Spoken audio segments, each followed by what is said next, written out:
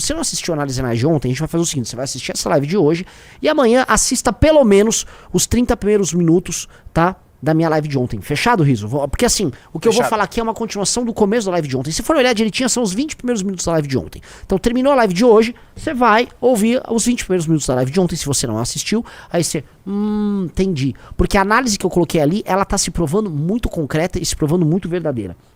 Tá? E eis o ponto. Xandão ficou louco. Xandão ficou doidão.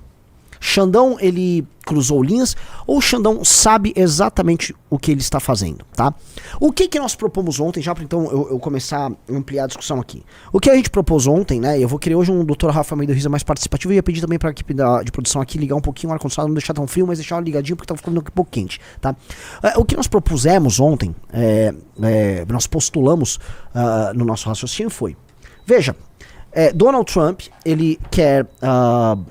taxar o Brasil, assim como ele quer taxar qualquer outro país, porque ele quer mudar a dinâmica das relações comerciais dos Estados Unidos com o mundo, beleza? Beleza. Então Trump quer isso. Trump, lateralmente, né, isso não é um elemento central, mas é um elemento lateral e importante, ele quer punir o Brasil por atacar empresas americanas, ok? E 3, Trump quer ajudar um aliado dele. Pro Trump, o Brasil não é muito importante, mas se ele puder ter no poder pessoas aliadas a ele no Brasil, beleza, certo? Certo.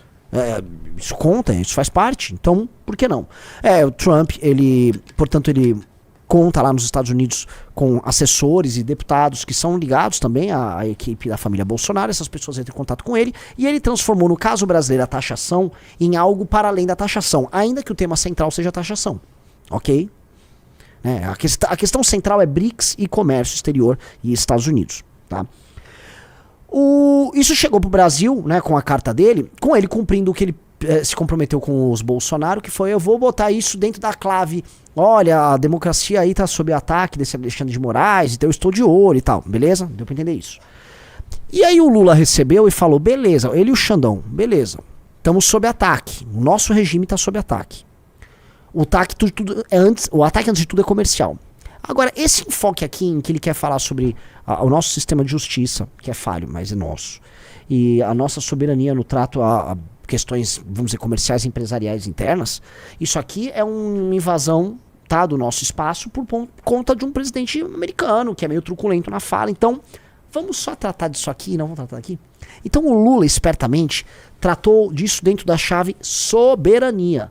E ele está falando, ele e o Alexandre de Moraes, que isso é um ataque à nossa soberania. E o Eduardo Bolsonaro e os Bolsonaro obrigaram todos os seus aliados no Brasil a falar o seguinte, esqueçam o aspecto comercial. Tarcísio, cala a boca, não é pra você resolver nada. É Xandão. É Xandão, e é o seguinte, obrigado Trump por estar pressionando pelo fim do regime venezuelano que estamos vivendo. Então, não só os Bolsonaro querem que as coisas sejam tratadas nesses termos, mas veja que curioso, senhor Rafael Almeida Riso. O Lula e o Xandão também querem. Sim. Então, se fosse... Olha o ponto que eu quero chegar aqui. Se fosse ruim pro Lula e pro Xandão que o Trump diga essas coisas que ele vem dizendo e avise que vai fazer algo contra o Alexandre de Moraes, eles não estariam tentando puxar o tema pra isso, certo?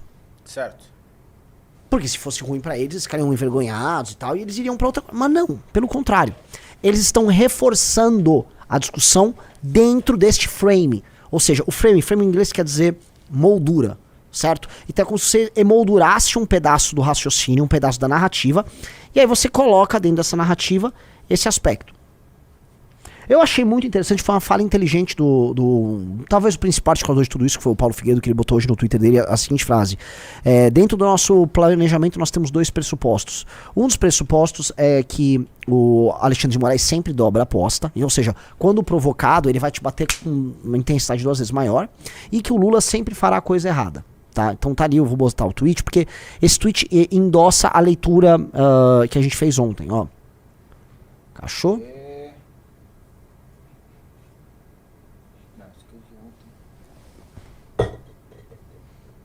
Vamos lá. Bom, o Riso tá procurando ali. Vamos lá.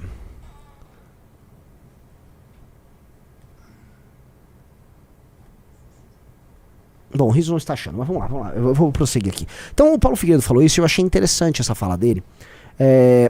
Porque o que ele está querendo dizer com isso? Se ele tem como premissa que o Alexandre de Moraes sempre dobra a aposta, isso significa que todas as vezes que o Donald Trump ou o governo americano falar algo, ele, Alexandre de Moraes, vai reagir com muita truculência. Ele acha que isso é uma premissa. E eu também acho, porque a prática do Alexandre de Moraes é essa, e o Alexandre de Moraes acredita nisso. Ele acha o seguinte, ele, que é, vamos dizer, o dictator, tá? Ele é o homem que as elites nomearam o Senado brasileiro, não o Senado oficial brasileiro, mas estou fazendo uma analogia com Roma, né? Já vem a galera, o Renan falando de Roma, vamos lá. O Senado brasileiro, né? A elite brasileira, a representação das oligarquias brasileiras decidiu que o Alexandre de Moraes, ele terá superpoderes para decidir coisas, e hoje ele criou as suas legiões, e hoje ele é incontrolável. Né, ele é aquele dictator que falou, ok, eu vou voltar pra Roma e vou marchar sobre Roma que eu quero ter o controle total. E é mais ou menos isso que ele tá fazendo. Ó, só que o Rizzo achou o tweet. Lembre-se, né, nosso plano tem duas premissas básicas, o Alexandre sempre dobrará a aposta e o Lula sempre fará merda, nunca falham. Pois bem, o Alexandre de Moraes, nesse sentido, ele gosta de fazer esse exercício de força porque ele se sente respaldado para tanto, ok? Entenderam? Todo mundo compreendeu. Logo, eles vão ficar nessa estratégia usando o governo americano, tá, para acossar o Alexandre de Moraes. E o Alexandre de Moraes vai subindo, e talvez isso, enquanto provocação, retroalimente o governo americano, e o governo americano tenha que tomar algum tipo de ação.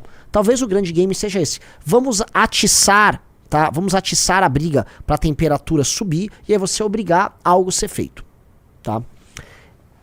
E veja, essa estratégia está funcionando, e me parece que não é que o Alexandre de Moraes está agindo inconscientemente.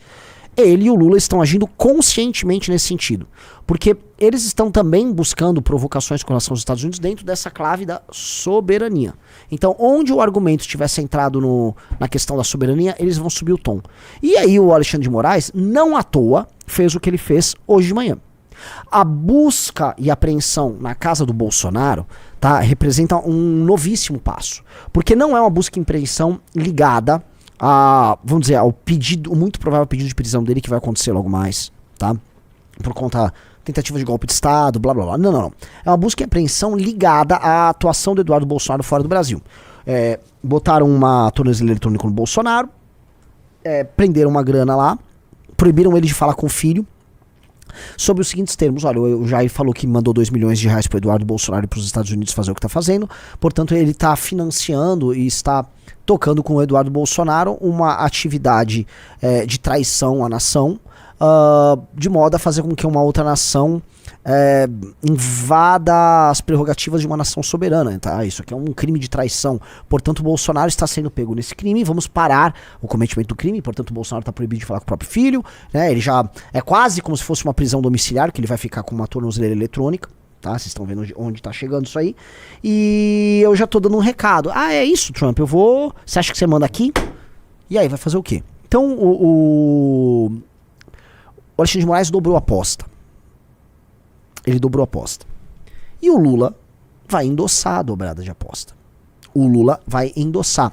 Volto a colocar que foi a análise que a gente fez ontem também. Eu tô dando uma resumidinha nela pra jogar aqui pra vocês, mas a dobrada de aposta se dá pela manutenção de duas forças políticas que não necessariamente são, vamos dizer, se amam, mas que elas precisam ser aliadas. Que é hoje o poder executivo sentado no petismo, com sua aliança oligárquica com coronéis corruptos do Nordeste, com parte da imprensa, Rede Globo,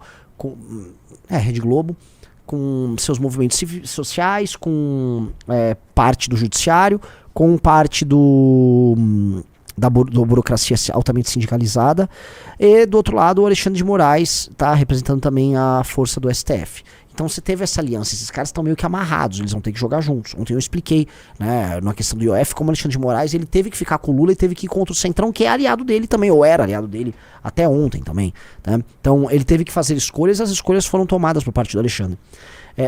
O Lula e ele, portanto, eles estão dispostos a jogar esse jogo. O Lula gosta desse jogo, de tratar da soberania, porque é um jogo que gera um clima de união nacional, Então o Lula está defendendo os interesses nacionais. Ele avalia que a população vai avaliar a estratégia dos Bolsonaro como uma estratégia idiota, uma estratégia de traição. E aí ele consegue mascarar efeitos deletérios na nossa economia, não só dessa medida do Trump, mas também da economia em si, que já não está vindo bem, tá? Jogando a culpa no grande satã americano. E aí ele fica aí lutando para nos defender, os brasileirinhos serão defendidos pelo seu presidente Lula, blá, blá, blá, blá, blá, que é mais ou menos isso que ele tá fazendo e ele acha que vai ganhar.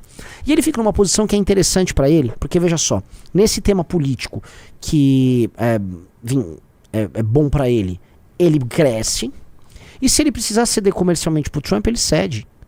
E aí o que pode acontecer, que assim, eu não duvido que venha acontecer, não duvido, não cravo, porque essas coisas vou cravar aqui pra dar uma de sabichão, não vou cravar. Mas não duvido, e me parece muito possível, é que a coisa chegue, enfim, nos seguintes termos. O Trump, o que ele quer? Vamos lá, digite vamos ver se vocês estão computando o raciocínio. O Trump, ele quer, antes de tudo, uma vitória econômica para mostrar para o próprio público, para refazer o modelo econômico internacional e dar um tapa nos BRICS.